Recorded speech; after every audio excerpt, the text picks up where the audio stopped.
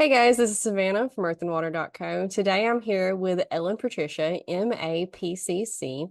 You've been recognized by Forbes and have worked on a couple of children's books, which is really cool because I firmly believe that we should focus more on children. Where are you located? I'm in Indonesia, like the other Indonesia. way around of your part of the world. Right. And see, I love to learn about other cultures when I'm doing these podcast episodes and different, like how people do things in other parts of the world. I'm in the US and historically we've really shushed our children into the background, which is definitely something that I feel has contributed to a lot of our problems just as a society and a culture because it all starts with the children. And if we raise the children properly and give them what they need, the tools they need to learn how to become a productive member of society, then we could fix a lot of our problems in just a few generations. And we Mhm. are figuring that out. But it has, I think, like really COVID is what kicked us into gear with figuring that out. So it's brand new. But anyway, I love that you focused on the kids a little bit in your career. Oh, thank you. Yeah, that's actually unintended because I'm now running a social enterprise. I've been running that for about 10 years more. And I also on the side doing coaching and counseling. And it was quite a few years ago that I felt really this nudge to write a therapeutic storytelling for children. At that time, I sort of like being torn between whether should I do it, whether I should not do it, because that's totally different area. But at least that's how I figured it out at that time. Like it's totally different area. Like how am I going to build that, like I'm going to offer that. I like people don't know me as like someone who is expert in childhood development, though I do know some psychological development of children, but that's not what I'm known of.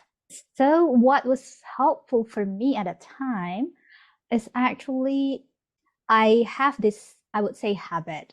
It was started out as a discipline. Now it has become a habit to meet with a coach like I meet with my coach every month twice. So I brought that to be discussed with my coach quite a few times. And I finally come to the conclusion that I don't want to box in. Like, it's okay. Like, people can see me as whatever they want to see me.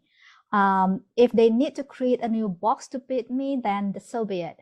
But I want to just channel what I feel called to. So that's sort of like the process that I'm going through to finally put out into the world. I wrote two. I'm in the process of writing my third. But that was so liberating. Like, I don't need to fit into any box that people, like society, have created. I can sort of like create it in my own box if need be. Yeah, especially in the online business world, we're really pressured to find a niche and stick with it. And people, n very, very few of us are nicheable in the sense of want to create a whole business and lifestyle around your business because that's what you have to do. Your business is an extension of you. So if you don't Mm-hmm. enjoy it, every single day, then it's never going to be successful because all of the energy is going to be drained out of it. And there's so few of us that want to do the just this one thing every single day for the rest of our life. And it can get really frustrating because you have to find clarity to be able to market your business because if you don't know what you're doing, neither does your audience, neither does your clientele.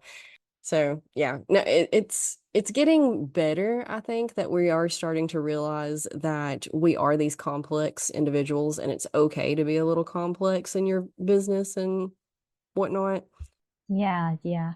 And like circling back to what you mentioned about culture, I think culture sort of like play also it's influenced. I'm from Indonesia, Asia, and I think like in general sense, we have different values like Eastern values, Western values. Mhm. I think the most common one is like generally the Eastern values harmony. It's high, whereas like authenticity and those kind of things is not very high. And it's something that coming from my background, I need to process that like this is me, like this is my color, like if it doesn't fit into the society. So it's really about unlearning also, I guess, Mhm. unlearning certain things that does not resonate with me anymore.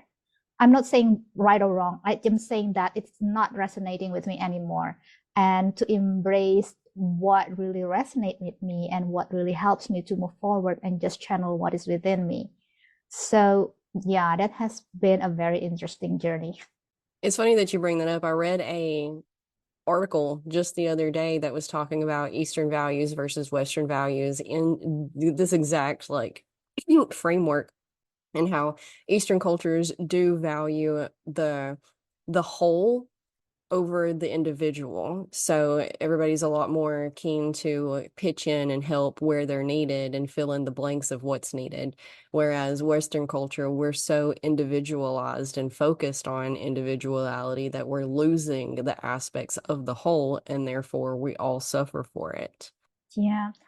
And I think in my journey, at least for me, I discovered, I consider it like the middle way. Like, yes, harmony is important, but the most important harmony would be with myself. Sure. And if I'm in harmony with myself, then I can spread it out into a wider circle. But if I'm not in harmony with myself, it's very hard for me to create harmony as well because I'm actually being torn here and there. So that realization actually very helpful for me to know that I'm actually not discarding anything. I'm just finding out ways how it would be workable for me in my context. Yeah, which brings us back into the work-life balance topic, because again, if you're not finding that balance and caring for your needs, you're going to completely burn yourself out in any kind of business, and it's never going to be successful because you are the energy that your business portrays. And if you don't have any energy to put into that because you're working yourself to the bone every night, getting no sleep, not eating properly. Uh, we could go on forever about how entrepreneurs torture themselves with work.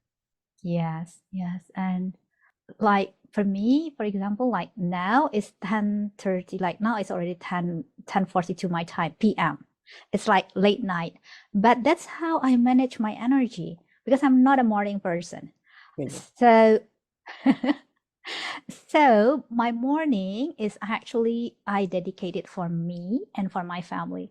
It's the time where I do my gratitude journal, I do my stillness practices, I do all sort of things for myself, exercise. So I unless it's very very urgent and very important, I like in my calendar there's no slot for anything before 1 p.m.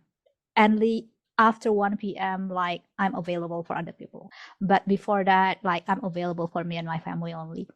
And again, that was a quite a journey because that's not sort of the norm, at least not here in my country.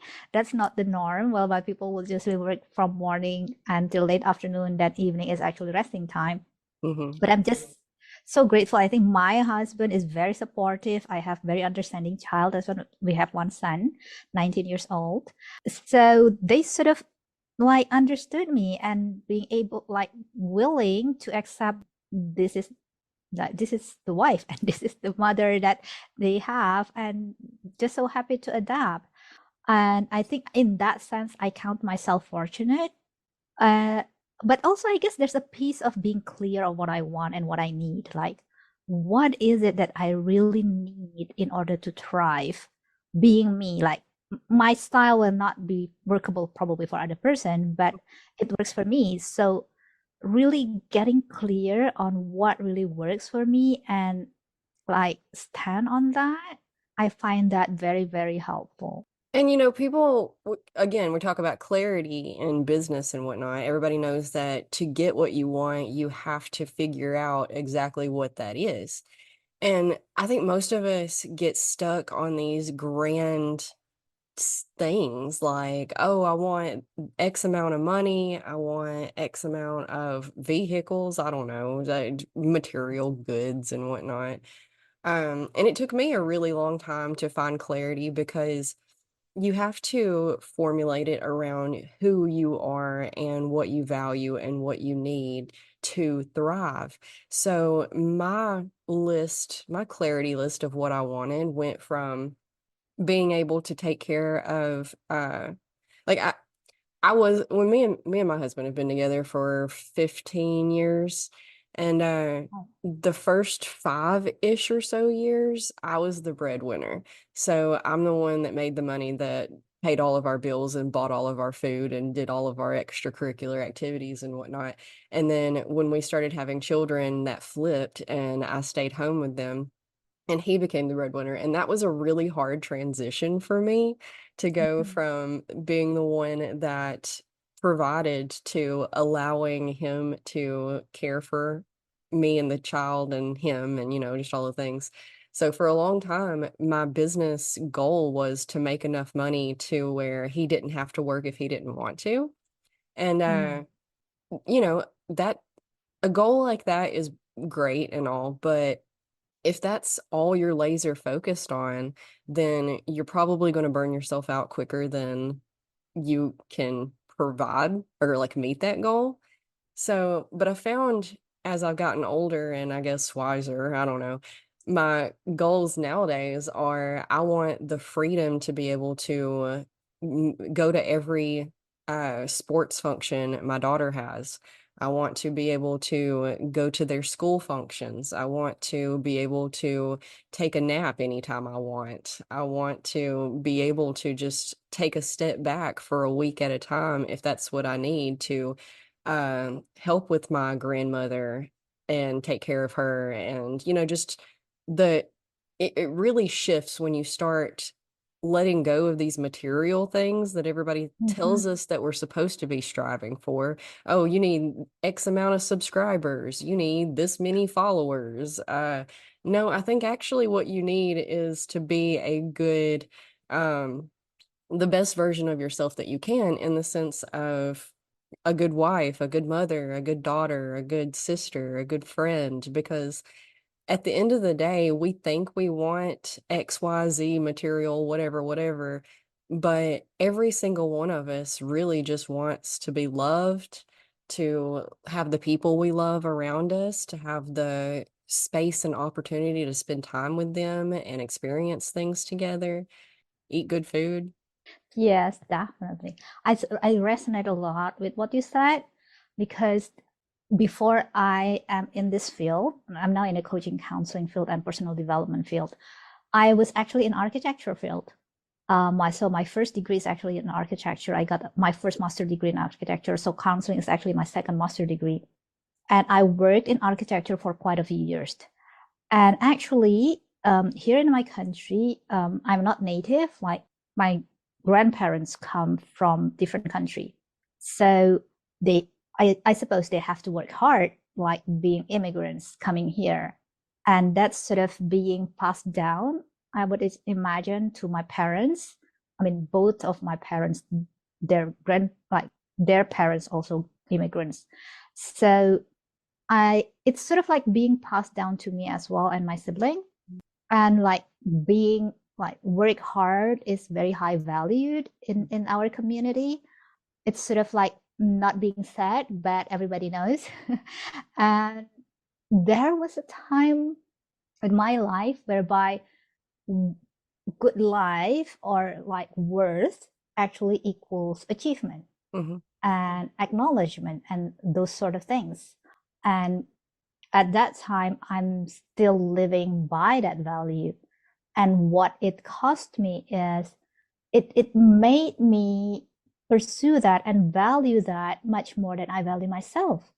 Like I would in my when I was taking my master degree in architecture, I would stay at the graduate rooms alone at night just to make sure I finished everything well. Like I did get the best graduate like for my batch, but that's like what I did in order to achieve that.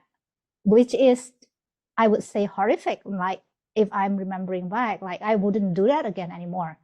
That's actually very risky because I'm alone in that graduate room. And I'm doing that for like not just 1 or 2 nights. It was like quite often I'm doing that. And in my work, I also bring that when I was actually graduating from my graduate school, and there was like before I shifted into this field, my latest work is actually in a property developer. So there was a time when I was working there, which is not just once or twice. I would stay at the office later than the security and then come to the office earlier than security just to make sure that I get everything done. And I did get promoted every year, which what my community values, like achievement, like promotion, acknowledgement. But again, that's at the cost of me, like the cost of myself, because that actually brought me to an illness, which actually, on hindsight, I'm grateful. I guess if I'm not experiencing that, I would not ever consider shifting into this field.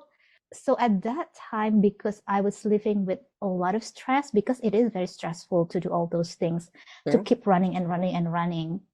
So I remember, like, at that time, my son was still in the kindergarten, like, he's now 19. I was down with severe abdominal pain. And I cannot stand it. I cannot even sit. Like, I have to lie down. Even lying down, actually very painful already. And my husband brought me to the hospital, which is the most logical thing he can do.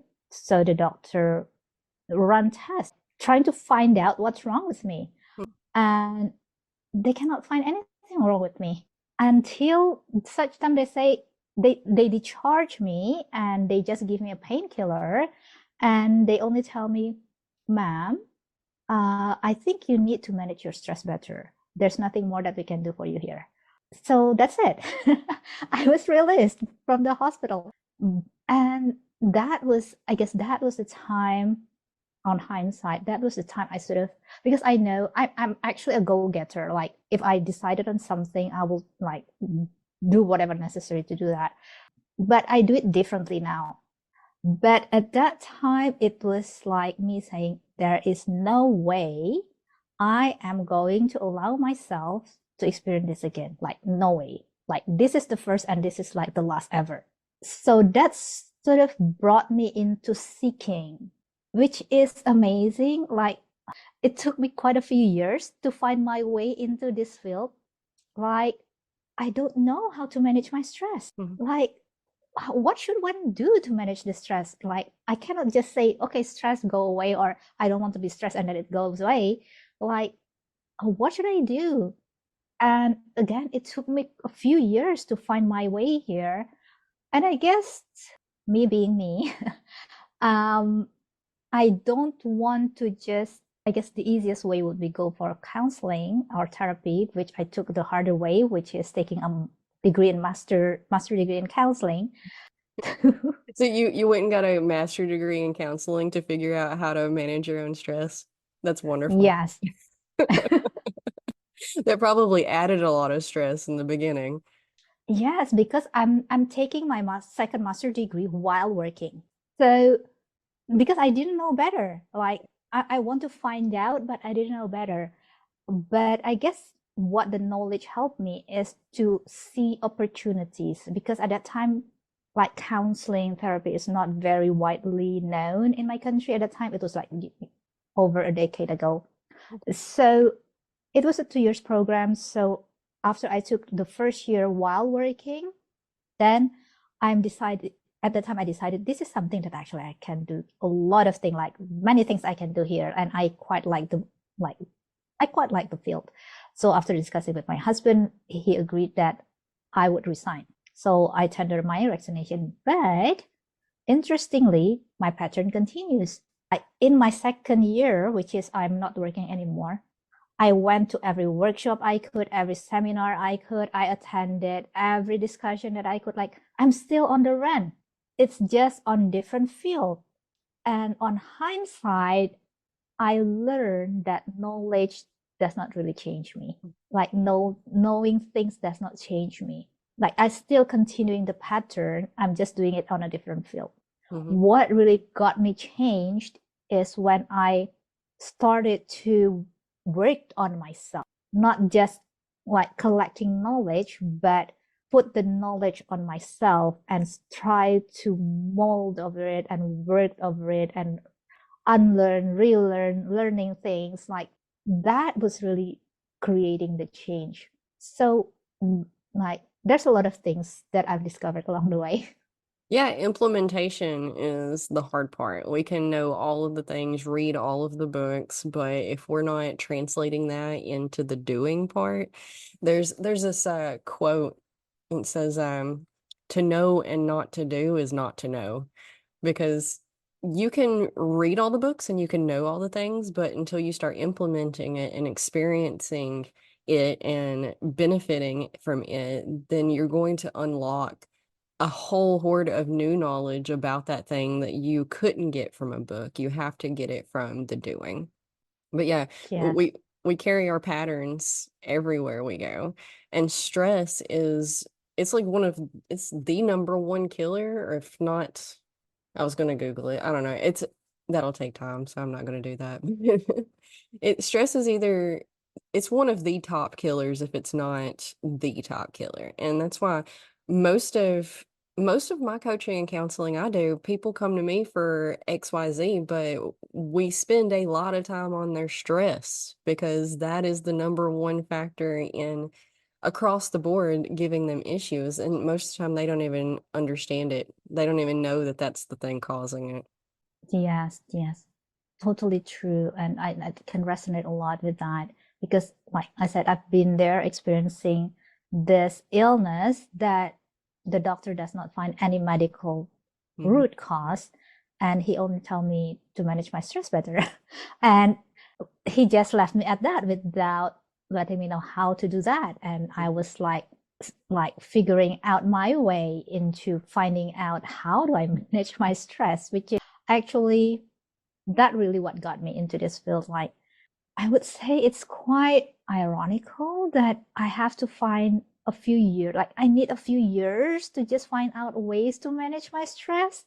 And yeah, I I I really don't want people to experience that, and also children don't. I don't want children to experience that. So yeah, here I am. Though I discovered that at least in my journey, managing my stress is actually sort of one of my first steps because after that, when I go deeper, I discovered that a lot of it related to my beliefs, Mhm. to my patterns is actually being affected by my beliefs. So Or the beliefs that were manage, given to you. yes, yes. And a lot of it actually related to worthiness, like Mhm. trying to feel enough, Mhm. that I am good enough, that I like achievement to make me feel good enough, like I got good grades to make me feel good enough. Like I sort of like allow myself a lot of stress actually to just feel good enough, whereby I can achieve that with a much less stress. Mhm. And it's sort of like really the other way, like the opposite way than what I used to know before. Like, or rather, what my community think the way to achieve enoughness, I discovered is actually very different. At least nowadays, like you say, I can feel enough if I have fun. Like if I am peaceful, if I can enjoy my day, that is enough for me. Mhm. And to like really defining what is enough for me and just standing on that like truth, I would say actually inherently I am already enough. Mhm. I don't need anything to be added to me to be enough. It's just a matter of what do I want after this. So coming from a place of enoughness, that is something that a game changer for me. It's a game changer for most people because a lot of us have those same exact wounds that, we didn't, again, as children, our caregivers didn't mean to make us feel like we weren't enough usually. Um, but their caregivers made them feel like they weren't enough. And, it's just passed on through generations like that. And it becomes a societal thing and a cultural thing to where, you're I think we all hear when we were kids back in the day anyway, probably not so much now. I'm not really sure what the kids hear these days. We were told that you needed to go to college and get a degree and become a doctor, a lawyer, or something of the sort. And that was the only way that you were going to win the game of life. Then you found a partner and you settled down and you had kids. There was this whole pattern, this whole like checklist of things that you had to do in order to be enough. And the truth of the matter is that that model does not work for everybody. It's not meant for everybody. And carving your own model is what you have to do. But again, that's hard, especially when no one in your life understands, especially if you're going on some of these more newly formed paths. You're beating your own path Mm-hmm. straight through the forest, straight up the mountain, and you have your loved ones around you going, "What are you doing?" Like when you resigned from your really good, high-paying, awesome level job, I bet you had at least a couple of people who were like questioning your decisions. Yeah. Yes, like, are you crazy? Like, what are you going, like, you're letting go this high-paying job to do what? Exactly. But money's not everything. And your health, all the money in the world isn't worth a thing if your health deteriorates and you can't spend that time, that energy going and spending the money on things that you want. Or if you're working so much that you don't have time to go to the event or splurge on the VIP or, whatever it have you. There's a million different things we could spend money on. But if we don't feel good, if we get to go to the event, but we're nauseous and sick because we haven't been taking care of ourselves, then what's the point of being at the event? Just to be able to say that you went, you have a cool story. Yeah, you stuck it out. Way to soldier. Mm. But I mean, there's better ways to go Yes, about it. yes. And I think that's also, again, coming back to that belief, at least from my own context, women in my country and my community, we are so much being positioned as the nurturer, and like we are expected to nurture other people, Mm-hmm. and we sort of, I guess, unconsciously take on the belief that other people is more important than me. Mm-hmm. And it's reclaiming that, again, worthiness, that I am as important as other people. Like, my health matter as much as other people's health. Like, my feeling matters as much as other people's feelings. Like, I am just as important, not more important, but as important as, is really something that also took me quite a few years to just process that. And like, knowing it, like we discussed earlier, knowing it does not automatically creating change, Mm-hmm. because I'm I know that, but I still operate at that time, still operate from that belief, because I would say yes when I don't want to say yes, because I Mm-hmm. want to nurture, I want to make sure that the other people were taken care of. Like, shifting that pattern really take a few years. It's a lot of work. And I think I discovered that this sentence, which like very true for me, like, we can choose our heart. like un, like unlearning our belief is hard, but not like still believing and believing that belief that we don't want to is actually hard as well. So it's a matter of choosing our heart. Yeah, life is just hard. Life is just hard. There's no way around it. Uh, you're it's just a constant trade-off of one hard for a different hard, but they're all hard. So just pick whatever hard that you decide that you would rather do than the other ones. It really is. Yes, yes, yes. And that's so liberating, actually, that what you said in my, like, it was like, oh yeah, so actually I can choose, like, Mhm. both way are hard. So it's really a matter of choice, and it's not a matter of right or wrong, Mhm. because probably different people would choose differently, which is fine. Mhm. But for me, I can choose what feels right for me. And again, that was so liberating. And again, coming from that culture of harmony, I think I can say the first step is actually always, yeah, always the hardest. And the more I do it, it becomes lighter, not without burden. I don't know, well, if I ever go to that point, but I can confidently say it become less hard and less hard and less hard to keep choosing me and choosing me and choosing me and choosing me. Mhm. That's definitely a cycle that sort of like continuing. Yeah, because again, it's all patterns, everything is.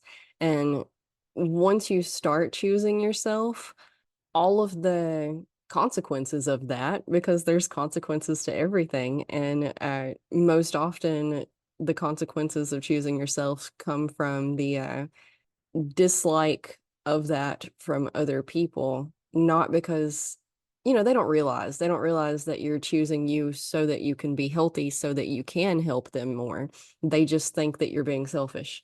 And like, why can't you do this? You've always done that. Why can't you just keep doing it? Why you got to mess up systems that are working fine? And, once you implement it and then you implement it some more and you keep implementing it and all of these things start popping out, you do run out of new patterns. And that's when I think things start to get easier, is that when the patterns start repeating themselves. And then it's like, oh, well, this isn't anything new. Uncle George is always upset that I don't go clean his house anymore. It's fine. It's whatever have you the thing is. Or grandma got upset 3 years ago when I stopped hosting Thanksgiving at my house. It's not new. It's fine. She'll eventually get over it. She'll eventually work through it. So a lot of the discomforts do come from the disruption in what other people expect from you, and have the boxes that they've put you in, and their belief system around who you are and what they expect you or think you should be or do or whatever, whatever, whatever. But those do eventually run out. And once the pattern starts repeating, it's like, oh, okay, there's that again. Yeah, yeah, that's true. That's true. Though, like I just posted this like a few days ago. What you said just remind me of it. Um, there's this incident whereby I was meeting someone also from US at a time, and she offered me to participate in a training that she is going to hold, and like she's inviting me for free to join it. And at that time, I find myself very hesitant to say like no, because the exact time whereby she's going to hold her training is actually my husband's birthday dinner. So if I say yes, then I'm actually going to do the training while in the birthday dinner.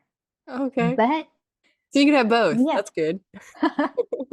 so actually, I know I should say no, but I couldn't find it in me to say no.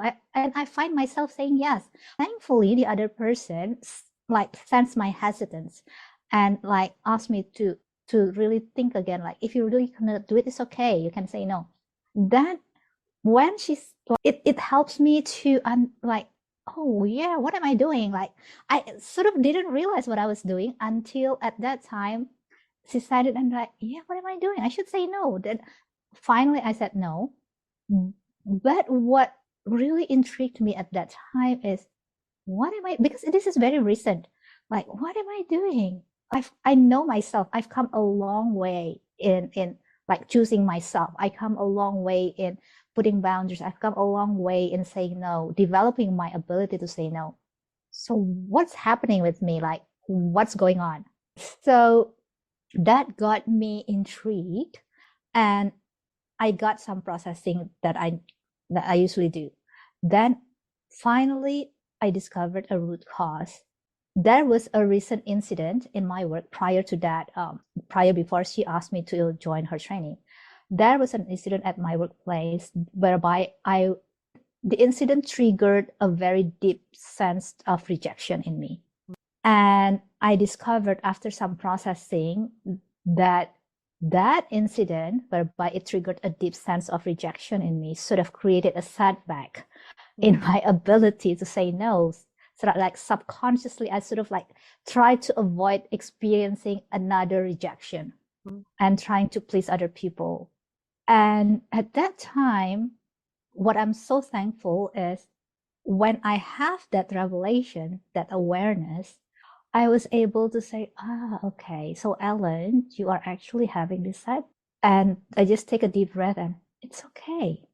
It's okay to have setback. Like setback is a normal part of human experience. There's nothing wrong with you. You are not broken.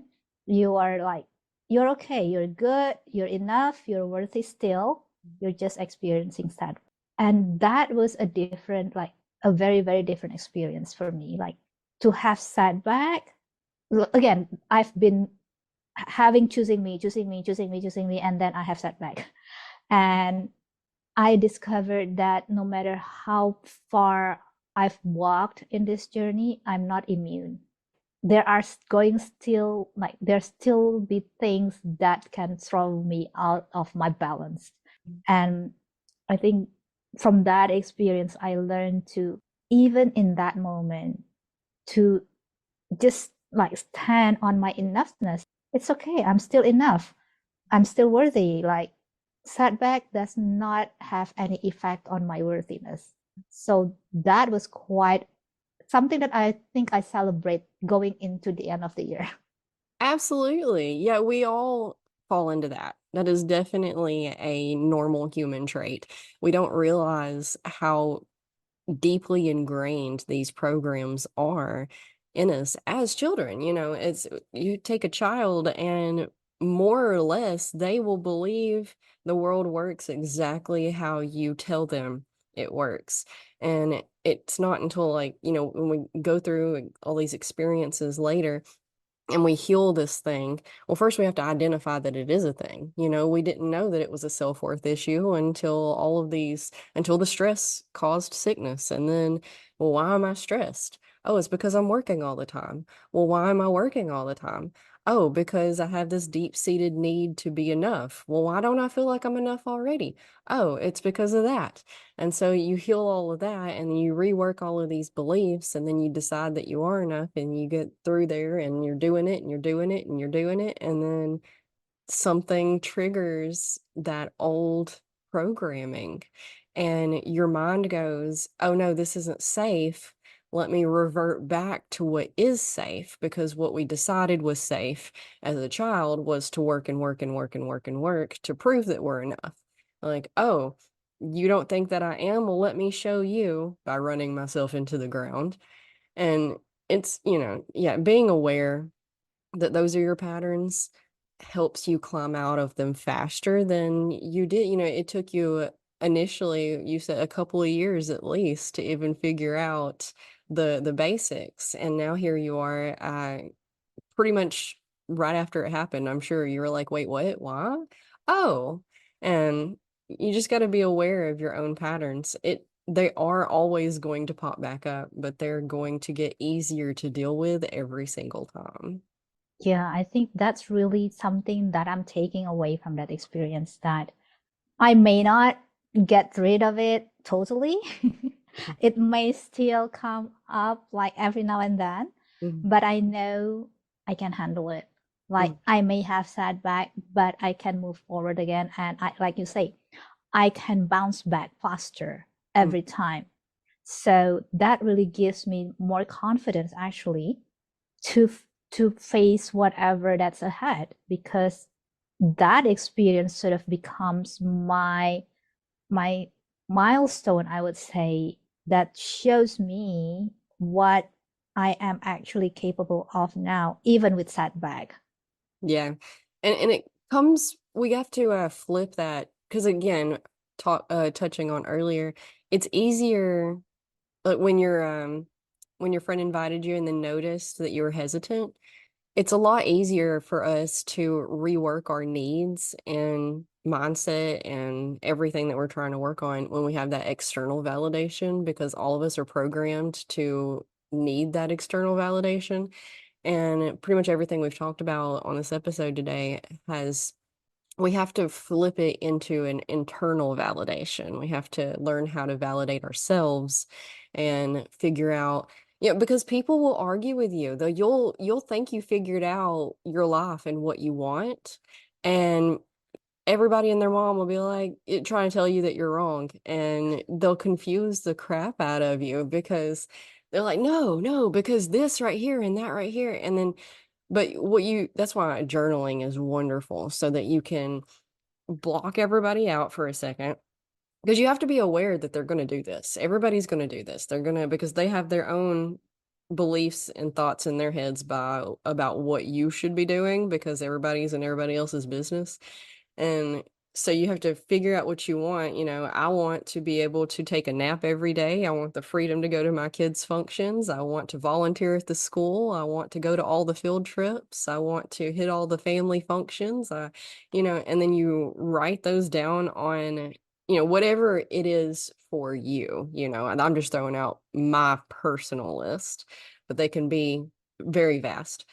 Um, but you write them down in your journal. That way, when people, honestly, you're probably better off not even sharing them with people because nobody's going to Yeah. understand and they're all going to try to talk you out of it. And external validation gets us in a lot of trouble because it will set you back further than anything else, listening to other people and sharing what you're working on with them. And most of them aren't going to be able to meet you where you are in how you're thinking about things and your priorities and your needs.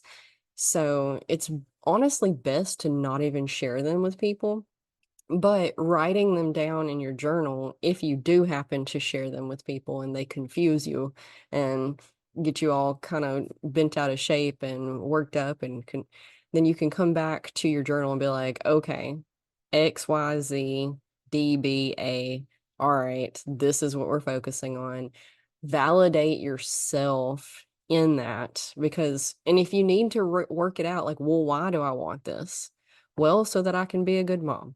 Why do I want this? Well, so that I can participate in these functions instead of really being there but being sick because I'm stressed out because I'm sure you've done it. I've done it 1,000 times where I showed up and I did the things even though I felt like I might pass out. I was so sick to my stomach or uh nauseous or dizzy even, and it's all stress.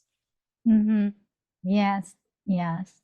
And that's that sort of like remind me that I think we sort of move in spiral, I would say. Hmm. Like the things that I, at least the things that I thought I've conquered, I and different intensity. And that does not mean that I'm not progressing. I Hmm. am progressing, but I'm progressing in a spiral way. Hmm. Like I'm dealing with it with different layers. And once I'm done, I might encounter it again, but from a different layers again. Hmm. So it helps me to see that yes, this progress, this journey of growing and improving and personal development is really just going to keep coming back sometimes to the same issue, but addressing it from a different perspective. And that is still a forward movement. Hmm. And to not define it as a linear journey. And that's actually also really some stress because expectation for it to be linear is actually very stressful because it's not realistic at all No. to expect journey to be very linear. Yeah. No, it doesn't go in one direction at all.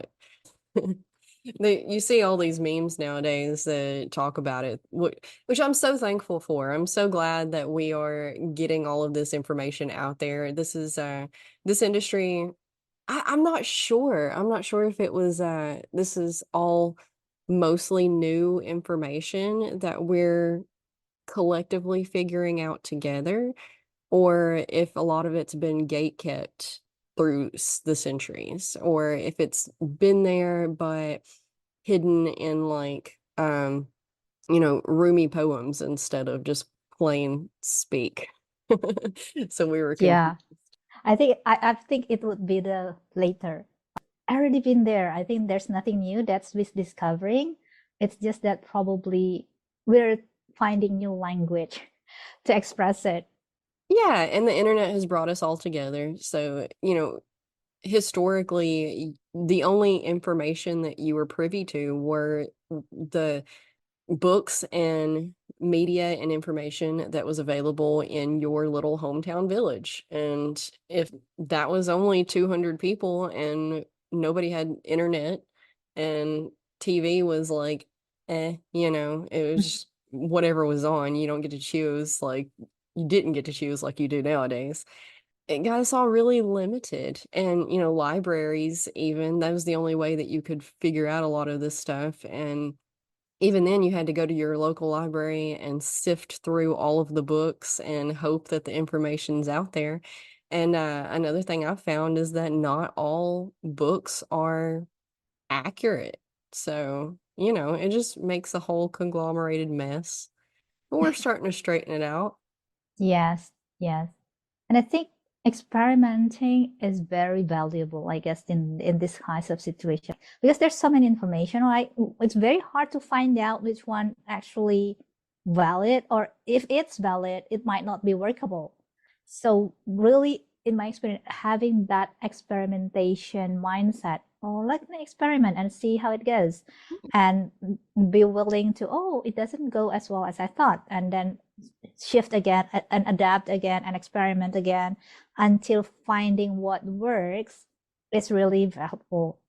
And I've discovered even what works for me 2 years ago may not works for me anymore, because now I might want different things than what I want 2 years ago. Hmm. And to allow myself to change. And that also for me is quite a journey, because the word consistency has been drilled so much, and it takes on a lot of meaning, that sometimes before I do all these things, it makes me feel guilty to change. Like if I want different things, I feel guilty, like I'm not consistent. And it's only now that I'm discovering I'm actually allowed to change. Hmm. Like I have every right to change. Just as simple as that. Just it only takes a decision, Hmm. and that's it. But that was actually also something that I need to work on in my belief system. And that really, like, I think from this conversation, it reminded me like the power of belief system that was installed in us. Until we are aware of it, we're going to just, I guess the word that I'm using is, be enslaved by it, Hmm. because like we don't know how to choose differently. Yeah, we definitely lock ourselves into commitments that have played out their energy. Maybe they were good in in like the get-go, in the beginning. And but the only constant in life is change. We're always Yeah. changing. The world is always changing. Our routines in life is always changing just by factors outside of our control all the time. So being able to be malleable and adaptable is a huge skill that a lot of us have to work on. Not because, because we think of adaptability as like the soldier's mentality. Like, can I put you into any setting and you adapt? Yes, but then when we're left to our own devices and our own routines and our own households, we hold ourselves to a non-adaptable standard. And so if things get busy and we can't meet our goals, like, working out for 30 minutes a day every day, and, something happened that day and we can't, and then that just threw off our whole day. And now it's at the end of the day, and we have done nothing productive that we have labeled ourselves as productive. We've probably done things that were perfectly fine, but we're beating ourselves up because we weren't consistent. We fell off the bandwagon, we whatever, whatever. And yeah, yeah, yeah. We have to really be more gentle with ourselves. Coming back to that nurturing thing, how would you have to think of yourself as a child a lot of the times, and the parent of that child. So, the child is having all of these emotions. I didn't do my workout today. I didn't answer the 15 email quota that I have. I didn't edit that episode. I had all of these things on my to-do list, and I did not get a single one of them done. So now I have all these emotions. I'm beating myself up. I feel like I haven't been productive. I feel like my worthiness meter's going down. And you have to recognize that you're a child having those emotions, and then come at it from a parent's point of view of, what would I tell my child that was going through this right now? Like, oh, it's okay. Things happen. We'll try again tomorrow. It does not mean that you failed at anything. It means that your attention was needed elsewhere. Most of us, our only um, crime in any of this is being human, being just one Yeah. person. We can only stretch ourselves so thin. We still have to, feed and water ourselves just like we do a baby, a animal, a pet, a plant. We're no different. So when we're out here nurturing others, we need to really focus on nurturing ourselves in all of these ways. Yes, yes. And I think I really love that sentence.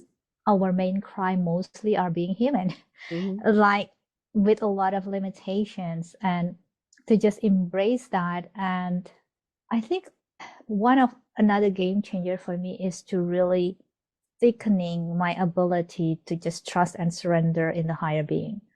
I know not everyone believes that, which is fine. Like everyone has the right to choose what they want to believe. But for me, since I believe that, thickening that it's okay if I don't take care of all those things that I have to take care. Like I don't have to shoulder all the burden like alone. And there's this very powerful poem from William Stafford. I discovered it. I stumbled upon it, but that was very powerful. It's titled Assurance. So everyone who will listen to it, like to this podcast, can try to Google it. A very powerful poem. It it started with the sentence, "You will never be alone," and it just like expound that concept in the poem, how actually like nature in all its forms is telling us that we are actually never alone. Even silence is telling us that we are actually never alone. And that is really something that I often just repeat for myself over and over and over again. When I need it, of my stillness practice, like I said, morning is my time. And one of the things that I do is daily is to do this just stillness practice and just deepening on my trust and surrender. Like just saying, okay, I am going to do whatever that I can do. And all the things that I cannot do, I just hand it over and I entrust to you. And that for me really helped me to start the day in a light-hearted way, knowing that it will be okay, all will be well. Like no matter where I end up on that day, like I have this higher being that is going to take care for me what I cannot take care for myself. And that also really helped to not help me not feeling so stressed for like taking all the burden alone. Like I think as women, we have a lot of demands on our life, like works, home, ourselves, society, and we can only do so much. Like you say, our crime is being human. Yeah, I agree completely. I can even expand on it. We definitely over here in my area of the internet believe in a higher power. And so, yeah, faith and surrender to that are both very powerful. But for people who don't resonate for things like that, you can definitely be as many people as you want to be in your head. And you can section that off into the CEO is the one that takes care of the business stuff. And you can definitely be like, well, at 5 o'clock, the CEO clocks out and then he goes home. And so now you just got mom. So mom's the only one to, sorry, that's not my department. You're gonna have to wait until tomorrow when the CEO comes back. There's lots and lots of tricks that you can use to navigate whatever struggles and stressors that you're having. You just have to, again, experiment with this and that and see what works best for you and decide what works best for you and block out all of the chatter of the rest. Yeah.